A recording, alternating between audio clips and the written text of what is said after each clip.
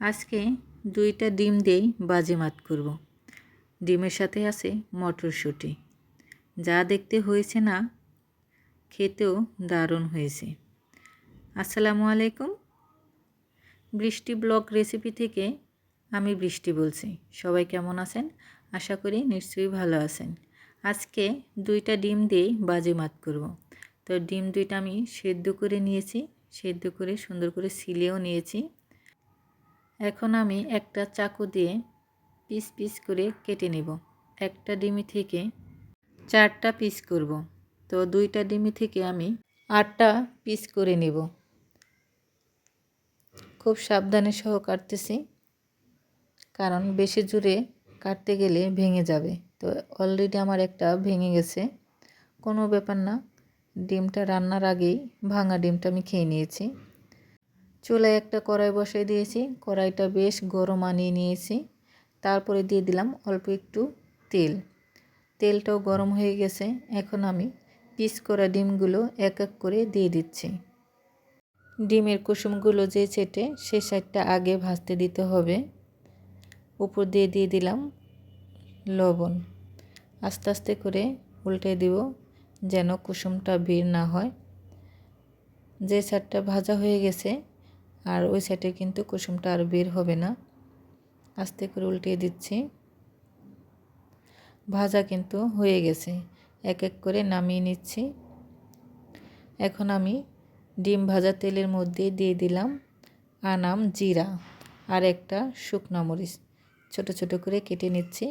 একটু ভাজা দিয়ে দিব পেঁয়াজ কুচি, কাঁচামরিচ কুচি। পেঁয়াজ কাঁচামরিচ ভালো করে একটু ভাজা দিয়ে তারপরে ধনিয়া জিরা গুঁড়ো,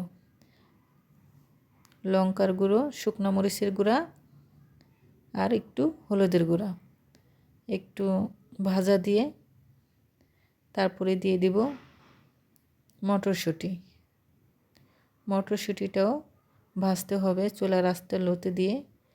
স্বাদ মতন লবণ। এর মধ্যে কোনো পানি দিব না, চুলার আঁচটা লোতে রেখেই ভাজতে হবে।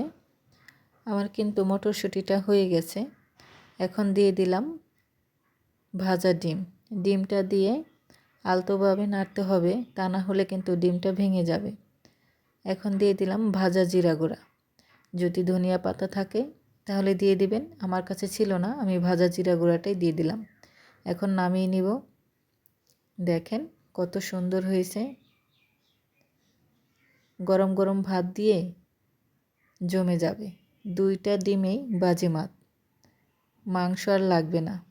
ভিডিওটি যদি ভালো লাগে লাইক কমেন্ট করবেন, আমার ইউটিউব চ্যানেলটা সবাই সাবস্ক্রাইব করবেন।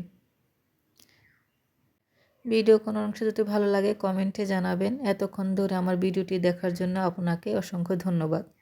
রেসিপিগুলো কেমন লাগে সুন্দর মতামত কমেন্টে জানাবেন। আর সবাইকে একটাই অনুরোধ, ভিডিওটি সবাই ফুল ওয়াচ করবেন, লাইক দিয়ে ভিডিও দেখবেন। তো আজকে এ পর্যন্তই। সবাই ভালো থাকেন, সুস্থ থাকেন। দেখা হবে নতুন একটি ভিডিওতে। কী রেসিপি দেখতে চান কমেন্টে জানাবেন, চেষ্টা করব ওই রেসিপিটা দেওয়ার জন্য। আল্লাহ হাফিজ।